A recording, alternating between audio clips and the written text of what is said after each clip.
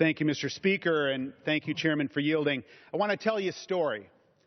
I want to take you back to 1996. A friend of mine in Illinois, my former law partner, Al Salvi, was running for the United States Senate. He loaned himself some money to his campaign. The Federal Election Commission, different agency that we're talking about, but stick with me. This is like a Seinfeld episode. It's all going to come together at the end.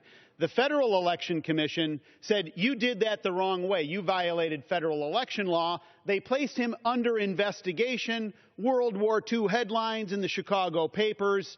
He goes on and he loses the election for the United States Senate. Now, political scientists can debate whether he would have won or whether he would have lost. But let's face it, being under investigation by the Federal Election Commission generally does not help you in a political campaign. At the end of that campaign, the Federal Election Commission came and they made a very large settlement demand. I don't remember off the top of my head how many hundreds of thousands of dollars they were demanding from him. But he said, I didn't do anything wrong, and I'm not going to pay you any money. Federal Election Commission said, that's fine. We're going to sue you, which they did. They filed a lawsuit against him in federal court. Federal judge reads the pleadings, dismisses the case against the Federal Election Commission, finds in favor of Al Salvi. You would think that this drama all ended there. Oh, no. No, the Federal Election Commission came back. They said, well, we know you won, but we're still going to make a settlement demand of you. We're going to lower the amount, but we're still going to make a demand because if you don't pay us, we're going to appeal the judge's ruling. Al Salvi is a pretty sophisticated lawyer, and he talked to the lawyer at the other end of the line and said to that person, give me the person and let me talk to the person who had authority on this case. Because you don't kind of understand. I won, you lost, I'm not going to pay you any money. Let me talk to the person with authority on the case at the Federal Election Commission. That person got on the phone with Al Salvi and said this. If you pledge never to run for office again, we'll drop this case. Al Salvi said, put that in writing. The person said, we don't put that in writing, and we never lose. That person was Lois Lerner. Now, you take that disposition, you take that attitude, you take that long arm of a bureaucrat and reaches into the sanctity of the ballot booth, and you've got a real problem.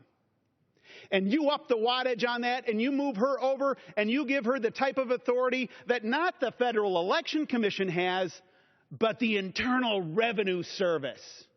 To grab somebody by the throat and to do whatever they want with them, with the possibility of imprisoning them, that is a problem. And that's a problem that Representative Renacci is trying to make go away.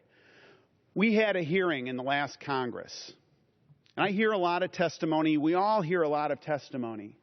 But this testimony was inspirational to me because these were people that came in before our committee. Committee members, you'll remember this. They told how they had been targeted, but you know what was the most incredible thing? They kept faith with their country when it didn't look like their country had kept faith with them. And they said, this isn't America. My America doesn't target me. My America doesn't shun me out of the public square. But you know the one that got the most attention in my mind was the pro-life group in Iowa, who was asked by the Internal Revenue Service, tell us about your organization, tell us about your activity. And they gave a list of activities, and one of the activities they said was we have prayer meetings. Minutes. The gentleman's recognized for 2 more minutes. Thank you. We have prayer meetings. And the IRS said, in writing, under penalty of perjury, tell us about your prayer meetings. The hair on the back of my neck is tingling at this moment as I'm describing this to you because it is so scandalous. Gentleman will yield. I believe the specific question to the pro-life group from Iowa was, what do you pray about by the IRS? That's my memory. That was the question. So can you imagine that? You're a nice little group minding your own business in Iowa with a point of view, and the Internal Revenue Service starts roughing you up. This targeting is insidious. This targeting is poisonous. This targeting is without a defender. There is nobody who's getting up on this floor today. No voice is saying, oh yeah, let him do it. It's fine. It'll all settle out. Not the ranking member. He's not defending this.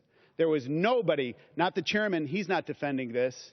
Everybody in this House should all be saying that we all have the right to come in and make our arguments and try and persuade the public to vote for us. And it should be never a bureaucrat who manipulates and uses power to an end and abuses somebody who by good faith is coming into this process. This is an incredibly important piece of legislation. I urge its passage, and I yield back.